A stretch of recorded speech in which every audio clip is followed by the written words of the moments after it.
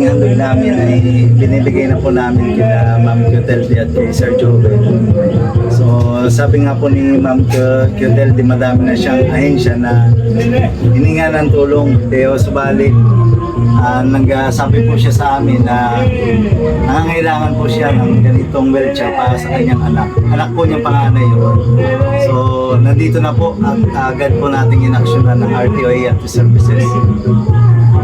Maraming pong salamat sa inyo lahat. Maraming maganda pong biyaya sa amin. Tama-tama po nanay, nandito po mayroon ng tihian si Kuya. Ito. Tapos yan, mga maiuuli mo na siya dyan sa kalsada, matadala na sa bayan. At kami po ay ginabi na. Kaninang hapon kami umalis doon sa sa subang sa manong daan sa ulan. So kahit naman po ganon ay very proud po kami at nandito si Nanay at si Kuya Joel ay nasilayan po namin.